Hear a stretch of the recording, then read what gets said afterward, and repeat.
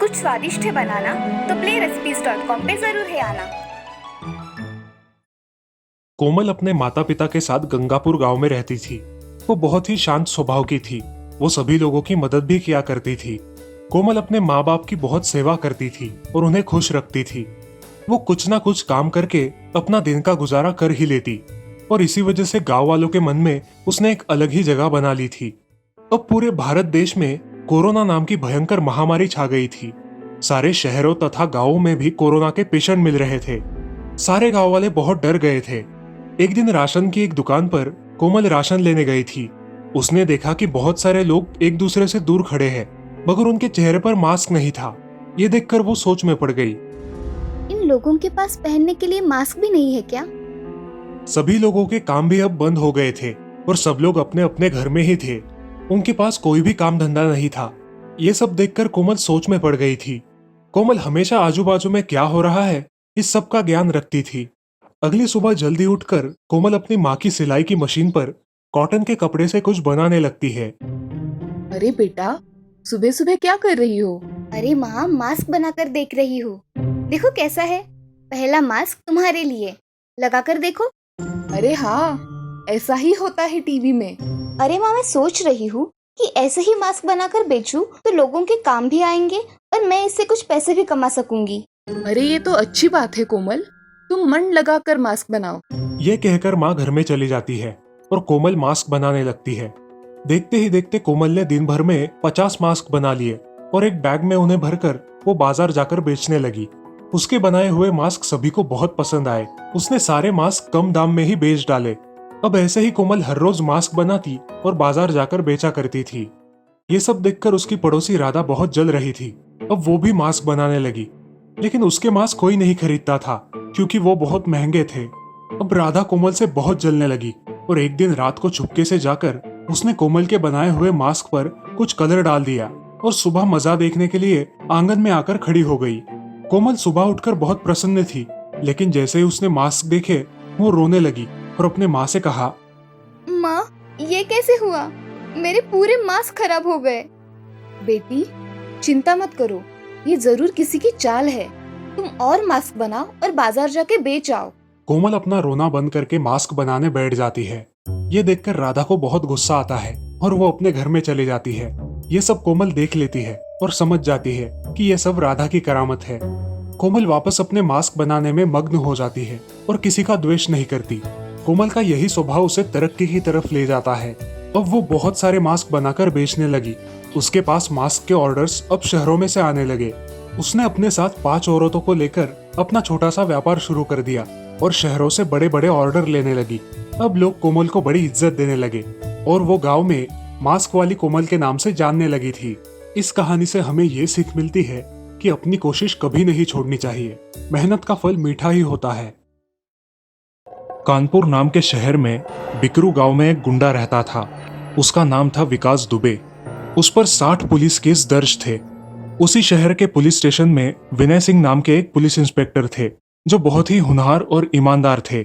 उनके घर में उनकी पत्नी और उनकी छोटी बेटी जया थी। पापा, अब थाने चले जाते हैं और माँ मुझे कोरोना की वजह से बाहर भी नहीं निकलने देती और घर में रह के हरी सब्जियाँ खाने को देती है। अब बताओ ना पापा मम्मी को। अरे बेटा, हरी सब्जियां खाना सेहत के लिए अच्छा होता है और तुम्हें मेरी तरह देश की सेवा करनी है तो अच्छा खाना पड़ेगा। ठीक है पापा। अगले दिन विनय सिंह अपने ऑफिस में जाते हैं। वहां जाते ही उन्हें ऊपर से एक अर्जेंट ऑर्डर आती है। सब पुलिस वाले अपने अपने काम में लग जाते हैं। उस चौबेपुर थाने में जो भी हालचाल होती उस पर विकास दुबे की नजर थी। उसे घर बैठकर सारी खबरें मिल जाती थी। उस थाने के डीएसपी थे देवेंद्र मिश्रा जी। ऑफिसर, हमें विकास दुबे के घर जाकर उसे गिरफ्तार करना है। यस सर, हमारी तैयारी हो गई है। आप बताइए कब निकलना है। उसी पुलिस स्टेशन में विकास दुबे का एक खबरी रहता था। वो विकास को फोन कर देता है। हेलो विकास दुबे जी, आज आपके लिए मेरे पास एक खबर है। कौन सी खबर लाए हो आज? विकास जी, आज आपके घर पर पुलिस आपको पकड़ने आने वाली है। आप सतर्क रहिए। अच्छा हुआ तुमने बताया। बाकी तुम्हें कुछ कमी तो नहीं है ना? नहीं नहीं, कुछ कमी नहीं, सब आपकी कृपा है। अब मैं फोन रखता हूँ। ठीक है। अब विकास दुबे अपने साथियों को एक जगह बुला लेता है और साथियों, हमारे घर पर हमला होने वाला है, इसलिए हम सबको तैयार रहना है। पुलिस का डटकर सामना करना है। जी विकास जी, आप चिंता ना करें, हम सब बंदोबस्त कर देते हैं। चलो, हम छत पर खड़े रहकर निशाना लगाएंगे।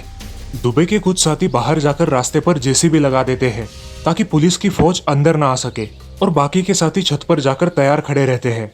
सब लोग पुलिस का इंतजार करने लगते हैं।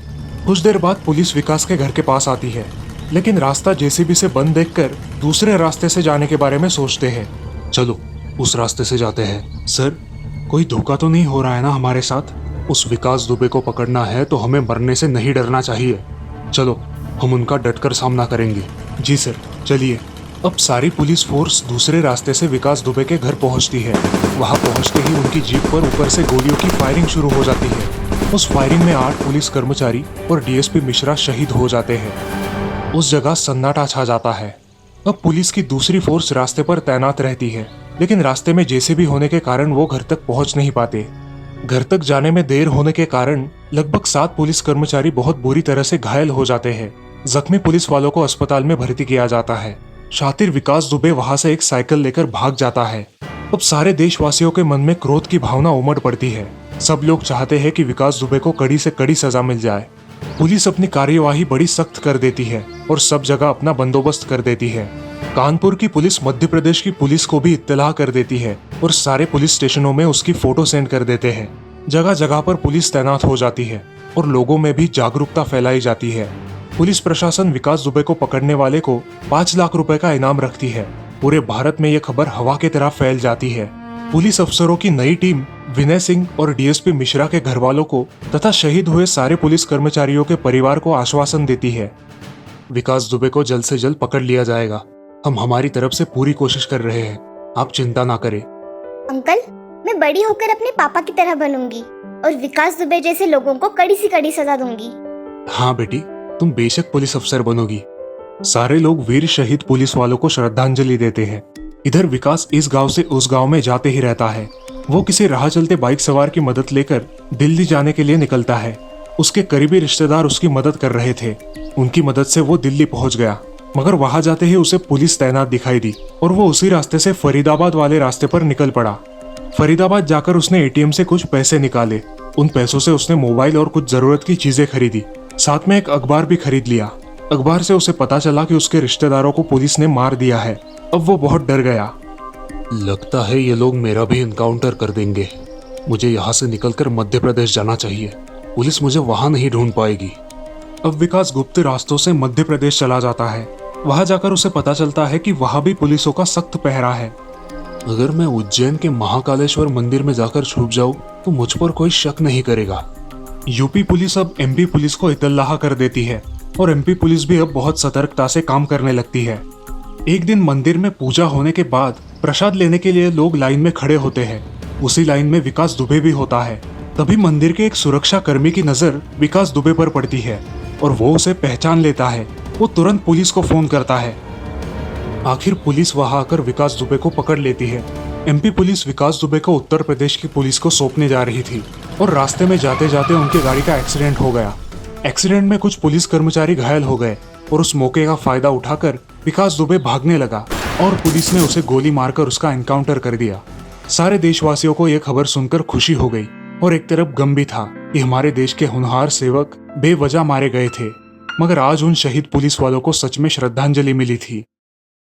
एक बुरहानपुर नाम के गांव में राघव और सागर ऐसे 2 बहुत अच्छे दोस्त रहते थे। वो अपने अपने काम में खुश थे। एक दिन राघव अपनी पढ़ाई पूरी करके शहर चला जाता है और सागर गांव में खेती करने का काम करता है। बहुत दिन बीत जाते हैं। राघव और सागर अपनी अपनी दुनिया में मशगूल हो जाते हैं। राघव को अब नया जॉब मिल जाता है और उसके चलते उसे बहुत पैसों की कमाई होती है। अब वो गांव में थोड़ी बहुत जमीन भी खरीद लेता है। दोनों भी दोस्त शादियां कर लेते हैं। उस गांव में अब सागर और उसकी पत्नी कविता दोनों भी खेतों में काम किया करते हैं और राघव और उसकी पत्नी सुगना दोनों भी बहुत खुश है। राघव को गांव की बहुत याद आती है, मगर इतने पैसों वाला जॉब भी उसे छोड़ा नहीं जाता। देखते देखते उन दोनों की शादी को 1 साल गुजर जाता है और दिवाली की छुट्टियों में राघव 20 दिन की छुट्टी निकालकर गांव आता है। अरे आओ आओ मेरे दोस्त, कितने दिनों बाद आए हो। अब थोड़े दिन यहाँ पर रुकोगे ना? हाँ हाँ रहूंगा ना, हम पूरे 20 दिनों की छुट्टी निकाल कर आया हूँ। नमस्ते भाभी। चलो, आप पहले हमारे घर चलो, खाना हो जाए तो बाद में शांति से अपने घर पर जाना। ठीक है भाई साहब। नमस्ते भाई साहब, कैसे हो आप? आपका सफर कैसे रहा? नमस्ते भाभी, सफर मस्त था।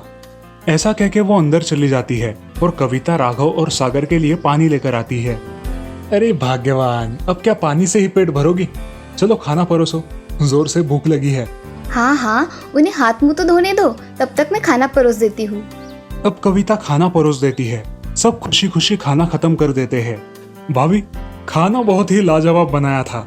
हाँ कविता, बहुत ही स्वादिष्ट खाना बनाया है तुमने। गांव आने के बाद राघव भी अब खेती करने लगा था। वो और सागर दोनों मजे से खेतों में काम किया करते थे। ऐसे ही एक दिन काम करते करते राघव बहुत थक गया। अरे सुगना, जरा पानी लाना तो, गला बहुत सूख गया है। ठीक है, देती हूँ। सुगना अपने पास वाले घड़े में देखती है तो उसका पानी खत्म हो गया था। अब वो बोरवेल का बटन स्टार्ट करके वहां से पानी लेने जाती है। बोरवेल के पास जाते ही उसे डरावनी आवाजें सुनाई देने लगती है। वो इधर उधर देखती है लेकिन उसे कुछ दिखाई नहीं देता। बोरवेल का पानी भरने के लिए उसने अपना घड़ा पानी के नीचे पकड़ा और तभी वहां से एक हाथ निकलकर सुगना को उस बोरवेल में खींचने की कोशिश करने लगा। अजी सुनते हो? अरे ये हाथ मुझे खींच रहा है। अरे बचाओ, अरे मर गई मैं तो। अरे छोड़ना नासपिटे, तेरा क्या बिगाड़ा है मैंने? अरे सुगना, क्या हुआ है तुम्हें? तुम उस बोरवेल में जाकर क्यों खड़ी हो? चलो आओ। अरे ये मुझे अंदर की तरफ खींच रहा है, बचाओ मुझे। अब राघव सुगना का हाथ पकड़कर उसे बाहर खींचने लगता है। राघव के गले का ताबीज देखकर वो भूत उसे छोड़ देता है। अच्छा हुआ जी आपने मुझे खींच लिया, वरना ये बोरवेल तो मुझे मार ही डालता। सुगना और राघव घर चले जाते हैं और सुबह उठकर अपने दोस्त सागर के यहाँ जाकर कल जो हुआ वो घटना विस्तार से उसे बताते हैं। अरे राघव, मैं इस भूत प्रेत पे विश्वास नहीं रखता, मगर तूने जो जमीन ली है ना, उसकी बोरवेल बहुत पुरानी है और लोग कहते हैं कि वहाँ पे भूत का साया है। मैं इन बातों को नहीं मानता, इसलिए मैंने तुम्हें बताना जरूरी नहीं समझा। अब क्या करे, सुगना भी बहुत डर गई है। अब खेत में जाने का नाम ही नहीं लेती। अब मैं जल्द ही यहाँ से निकल जाऊंगा। अरे राघव, निकल जाना समस्या का हल तो नहीं है ना, और तुम निकल कर कभी ना कभी तो वापस आओगे ही अपनी जमीन के पास। क्या तब भी भाग जाओगे? समस्या भागने से और बढ़ेगी, और समस्या का समाधान कर दिया तो कम हो जाएगी। हाँ, तुम बोल रहे हो वो भी सही है, उस भूत का ठिकाना लगाना ही पड़ेगा। अब वो दोनों उस रात को खेत में चले जाते हैं और एक पेड़ के पीछे छुप जाते हैं। वो बोरवेल को शुरू कर देते हैं और चुपचाप एक जगह खड़े होकर सब देखने लगते हैं। कुछ देर बाद उस बोरवेल से एक चुड़ैल बाहर निकलती है और जोर जोर से आवाजें करने लगती है। कौन है? किसने मुझे बुलाया है? आज तो मैं सबको खा जाऊंगी। कहाँ मर गए सबके सब? अरे सागर, हमने कोई गलती कर दी क्या? अब क्या करें? इससे कैसे बचे? डरो मत, अब हम इसके बोरवेल में जाने का इंतजार करेंगे। चुपचाप खड़े रहो। अरे मुझे बहुत डर लग रहा है, अब हम क्या करें? चलो भाग चलते हैं। चुपचाप खड़े रहो यहाँ पर, आवाज मत करो। सागर और राघव पेड़ के पीछे छुपकर उस चुड़ैल को देखते रहते हैं। बहुत देर हो जाने के बाद भी कुछ खाना ना मिलने की वजह से चुड़ैल जोर जोर से चिल्लाने लगती है। तभी उसे खेत में एक कुत्ता नजर आता है। वो उस कुत्ते के पास जाकर उसे खा जाती है। ये सब देखकर राघव और सागर डर के मारे पानी पानी हो जाते हैं। अब चुड़ैल वापस बोरवेल के अंदर चली जाती है। सुबह हो जाती है और राघव और सागर अपने घर चले आते हैं। अरे सुगना, सच में वहाँ पे भूत है। तुम कल बोल रही थी ना, वो सही है। हमने कल ही हमारी आंखों से भूत को देखा है। मगर हमारी बात का कोई विश्वास नहीं करेगा। अगर हम गांव वालों को ये बात बताएंगे तो वो हमें पागल कहेंगे। मगर क्या किया जाए जिससे सांप भी मरे और लाठी भी ना टूटे? अजी मेरे विचार से हमें बोरवेल के पास सीसीटीवी कैमरा लगाना चाहिए, जिससे हमारे हाथ सबूत आ जाएगा। ये अच्छी कल्पना है। अब राघव उसी दिन जाकर एक सीसीटीवी कैमरा लेकर आता है और एक इलेक्ट्रिशियन की मदद से उसे खेत में फिट करवा देता है। अब एक औरत उस बोरवेल पे पानी पीने के लिए आती है। बचाओ, ये नासपिटी ने मुझे पकड़ लिया है। बचाओ, बचाओ मुझे। वो चुड़ैल उसे भी खा डालती है और बोरवेल में चली जाती है। ये सब सीसीटीवी कैमरे में रिकॉर्ड हो जाता है और सुबह जब राघव और सागर खेत में आते हैं तब वो सीसीटीवी फुटेज लेकर घर आते हैं। फुटेज चेक करने के बाद उन्हें दिखाई देता है कि किसी औरत को वो चुड़ैल खा गई। अरे सागर, ये औरत कौन है? हमारे गांव की है क्या? हाँ, अरे ये हरिया की बीवी लक्ष्मी है। ये कल उस भूतिया बोरवेल पे पानी लेने के लिए गई थी और उसका पति इसे गाँव में ढूंढ रहा है, मगर ये कहीं मिली नहीं। अरे कैसे मिलेगी इसको? उसे तो वो चुड़ैल खा गई। अब क्या करे? जब भी कोई बोरवेल स्टार्ट करेगा ये लोगों को आकर मार डालेगी और खाकर चली जाएगी। अब हमें ही कुछ करना होगा। अब दोनों गांव के सरपंच के पास चले जाते हैं वो अपने साथ सीसीटीवी का फुटेज भी लेकर जाते हैं। नमस्ते सरपंच जी। नमस्ते, आइए ना। सरपंच जी, आपकी थोड़ी सहायता चाहिए थी। कैसी सहायता चाहिए आपको? मेरे खेतों में भूत का साया है। वो चुड़ैल बोरवेल में रहती है। हमें उससे जल्द से जल्द पीछा छुड़ाना चाहिए। अगर ऐसा नहीं हुआ तो एक एक करके गांव वालों की जान चली जाएगी। ऐसा थोड़ी ना होता है, हम भूत नहीं होते हैं। हमें पता था कि हम पे कोई विश्वास नहीं करेगा। अच्छा एक बात बताओ, हरिया की पत्नी लक्ष्मी अचानक से गायब कैसे हो गई? अब वो मुझे क्या पता, उस हरिया को ही मालूम होगा। अब राघव और सागर सरपंच जी के घर से निकल जाते हैं। रास्ते में उन्हें हरिया मिलता है। तुम बाबू गांव से आए हो ना, यहाँ क्या कर रहे हो? अरे छुट्टियों में यहाँ आया था। यहाँ तो कुछ अजीब सा ही दिख रहा है। अब मेरा ही ले लो। मेरी पत्नी के साथ कोई झगड़ा नहीं, कोई बवाल नहीं, फिर भी कहाँ चली गई क्या पता। अब तो ढूंढ ढूंढ के थक गया हूँ, सब तरफ देख लिया। चलो तुम मेरे साथ, मुझे तुम्हें कुछ दिखाना है। अब राघव के साथ हरिया उसके घर चला जाता है। राघव और सागर एक जगह बिठाकर उसे वो सीसीटीवी फुटेज दिखाते हैं। वो सब देखकर हरिया हैरान हो जाता है और जोर जोर से रोने लगता है। वो तुरंत राघव के खेत के बोरवेल के पास जाता है और वहां बैठकर रोने लगता है। राघव और सागर उसे समझाने की बहुत कोशिश करते हैं, लेकिन वो उनकी एक नहीं सुनता। हरिया अकेला ही उस बोरवेल के पास रोते बैठता है। अब रात हो जाती है। उस खेत के रास्ते से कुछ डाकू गुजर रहे होते हैं। उन्हें बहुत प्यास लगती है तो वो बोरवेल के पास पानी पीने के लिए आते हैं। तभी उनकी नजर हरिया पर पड़ती है। अरे भाई क्या हुआ, ऐसे क्यों बैठे हो? मेरा सब कुछ बर्बाद हो गया, मैं क्या करूं? अरे हुआ क्या है वो तो बता, हम तुम्हारी मदद कर देंगे। बोल। इस बोरवेल ने मेरी बीवी को खा डाला है, अब मैं क्या करूं? अरे ऐसा भी कभी हुआ है क्या कि किसी बोरवेल ने किसी की जान ले ली? अरे कल्लू, जरा बोरवेल का बटन तो दबाओ। हाँ सरदार, शुरू करता हूँ। कल्लू के बटन स्टार्ट करते ही उस बोरवेल से अलग अलग आवाजें आने लगती है। वो सुन के हरिया डर जाता है और दूर खड़ा रहता है। तभी कल्लू और कालिया पानी पीने के लिए अपना हाथ आगे बढ़ाते हैं और तभी उस पानी में से एक बहुत बड़ा हाथ बाहर आता है और कल्लू को खींचकर वो चुड़ैल खा लेती है। कौन है रे? हम डाकुओं पर हाथ डालने की किसकी हिम्मत हुई? बाहर आओ। अब भूत बोरवेल से बाहर आती है। चल आ गई बाहर, अब क्या करेगा तू कालिया? अरे चुड़ैल जी छोड़ दीजिए, गलती हो गई, छोड़ दीजिए। अब कहाँ गई तेरी बड़ी बड़ी बातें? हाँ, बहुत दिनों से भूखी हूँ, आज पेट भर के खाना खाऊंगी। ऐसा कहते ही भूत उसे खा डालती है। हरिया पेड़ के पीछे छुपकर ये सब देख रहा होता है। कल भी और आज भी मुझे अच्छी मेजबानी मिल गई, अब कल का इंतजार रहेगा। अरे ये नासपीटी तो मुझे भी खा जाएगी, इसका कुछ तो करना होगा, ये किसी को नहीं छोड़ेगी। ऐसा कहके हरिया वहां से चला जाता है। अब राघव और सागर सोचते हैं कि उस भूत का क्या किया जाए, मगर फिलहाल उन्हें कोई उपाय नहीं मिल रहा। अभी वो भूत उस बोरवेल में ही है। अगर आपको इस भूतिया बोरवेल का पार्ट 2 देखना है तो हमारे चैनल को जरूर सब्सक्राइब कीजिए और हमारी अगली आने वाली कहानी का इंतजार कीजिए। सुंदरपुर नाम के गांव में शीला नाम की एक बूढ़ी औरत रहा करती थी। उसकी बेटी राधा अपने ऑफिस की छुट्टियों में घर आया करती थी। उसे गांव आना बहुत अच्छा लगता था। इस बार भी राधा छुट्टियों में अपने गांव आई थी। माँ, मैं आ गई मेरी रानी बिटिया। कितने दिनों के बाद आई हो, मुझे बहुत याद आ रही थी तुम्हारी। हाँ माँ, मुझे भी तो तुम्हारी बहुत याद आ रही थी, इसीलिए ही छुट्टियाँ लगते ही मैं यहाँ आ गई। बेटी, अब कितने दिनों की छुट्टियाँ मिली है? माँ, 15 दिनों की छुट्टियाँ मिली है। अब आई हूँ तो सारा गांव घूमूंगी। चलेगा, जितना चाहे उतना घूमना। अब अगले दिन सुबह ही राधा और उसकी माँ बाजार चले जाते हैं। गांव घूमते घूमते राधा गांव के बाहर चली जाती है और वहां जाकर उसे एक बहुत बड़ा बरगद का पेड़ दिखाई देता है। कितना विशाल पेड़ है माँ, ये देखो। हाँ राधा, ये बहुत विशाल पेड़ है और बहुत पुराना भी है। राधा ये सब देख उस पेड़ के पास जाने लगती है। तभी राधा, इधर आओ जल्दी। क्यों, क्या हुआ माँ? इसके पास क्यों नहीं जाना? घर चलो, तुम्हें बताती हूँ। अब दोनों माँ बेटी घर आती है। राधा सवाल पे सवाल पूछने लगती है। वो पेड़ भूतिया बरगद का पेड़ है, वहाँ पे भूत रहते हैं, ऐसा लोग कहते हैं। माँ, सच में भूत होते हैं? हाँ राधा, भूत होते हैं। हमारे गांव में ही ऐसी कहानी हुई है, इसीलिए सब गांव वाले अब भूत के नाम से भी डरते हैं। बहुत पुरानी बात थी। इस गांव में 2 लुच्चे लफंगे डाकू रहा करते थे। उनका नाम था गोट्या और राजू। उन्हें हमेशा लड़कियों को छेड़ने की आदत थी। वो आते जाते हर लड़की को छेड़ा करते थे और अपने गांव में चोरियां भी किया करते थे। एक दिन साधना नाम की एक लड़की गांव में नई आई हुई थी। वो गांव में काम किया करती थी और शाम के समय अपने घर जाती थी। गोटे और राजू उस पर नजर रखे हुए थे। वो कब आती है जाती है इस बात का उनको पता था। एक दिन साधना अपने काम पर जा रही थी, तब ये दोनों एक जगह खड़े होकर उसे छेड़ते हैं।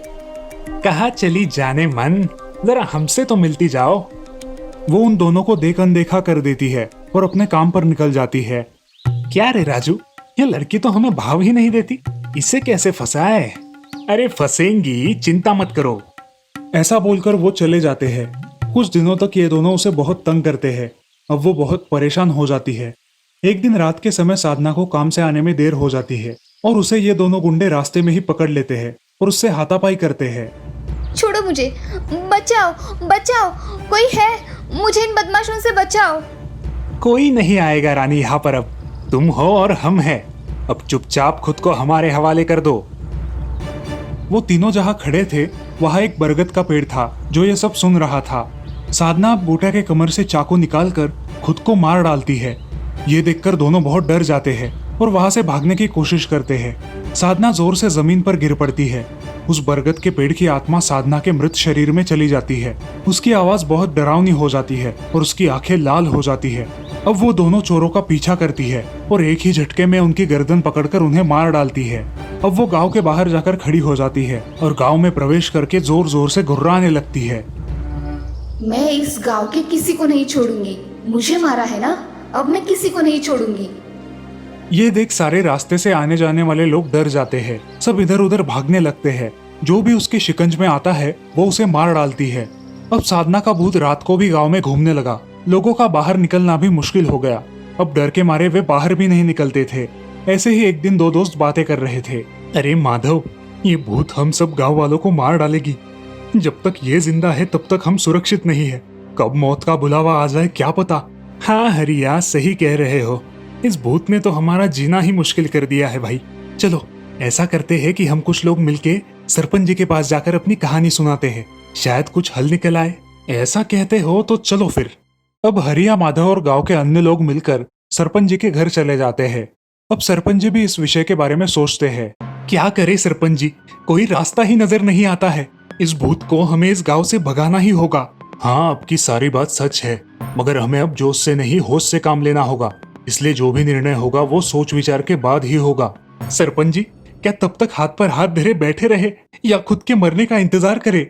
मेरे विचार से हमें इस गांव के जो सिद्ध बाबा है उनके पास जाना चाहिए। वही हमें कुछ उपाय बताएंगे। हाँ सरपंच जी, आपका विचार अच्छा है। चलो हम सब अभी उस बाबा के पास चले जाते हैं। ऐसा कह के सारे गांव वाले बाबा के पास चले जाते हैं और इधर भूत गांव में आकर लोगों की तलाश करता रहता है और जो मिले उसे मार डालता है। सारे गांव वाले बहुत डर जाते हैं और जल्दी जल्दी बाबा के पास पहुंचते हैं। बाबा, हम सुंदरपुर गांव से आए हैं, आपकी कुछ सहायता चाहते हैं। कैसी सहायता चाहिए आपको मुझसे? बाबा, हमारे गांव पर एक भूत का साया है, आप हमारी मदद करेंगे ऐसी आशा है। हम बहुत आशाएं लेकर आए हैं आपके पास।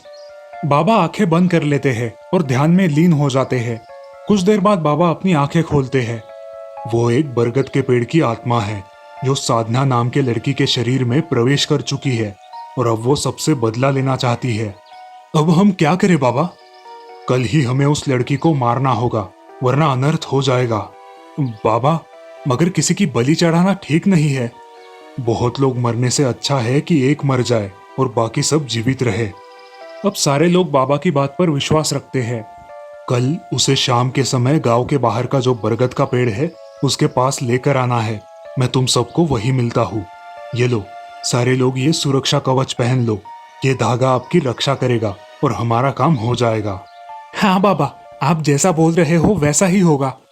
अब हमें कल शाम को बरगद के पेड़ के पास जाना है और वहां जाकर सबको छुप जाना है। 2-3 लोग गांव के बाहर खड़े रहेंगे जिससे वो भूत बरगद के पेड़ के पास आ सके। जैसे ही वो दिखे तुम सब लोग वहां से भागना शुरू कर देना। हाँ, ऐसा ही करेंगे। चलो घर चले। अब सारे गांव वाले बाबा को प्रणाम करके वहां से निकल जाते हैं और दिन भर शाम का इंतजार करते हैं। जैसे ही शाम हो जाती है गांव वाले बरगद के पेड़ के पास छुप जाते हैं। 3 गांव वाले बाहर रुकते हैं। अब उन्हें वो भूत दिखाई देता है। गांव वाले भागने लगते हैं और बरगद के पेड़ के पास चले जाते हैं। भूत भी बरगद के पेड़ के पास चला जाता है और जोर से गुर्राने लगता है। अब बाबा उसके पास आते हैं और उसके बदन पर एक भस्म फूंकते हैं। बाद में उसके पास एक चाकू डालते हैं। वो भूत चाकू लेकर अपना गला काट लेती है और मर जाती है। अब इस लाश को बरगद के पेड़ के नीचे दफना दो। अब गांव वाले उस लाश को बरगद के पेड़ के नीचे दफना देते हैं और वहां कभी लौट कर नहीं जाते। मगर उस बरगद के पेड़ से इस कहानी से हमें ये सीख मिलती है कि कभी भी किसी का बुरा नहीं करना चाहिए और हर औरत को अपनी माँ और बहन की तरह समझना चाहिए।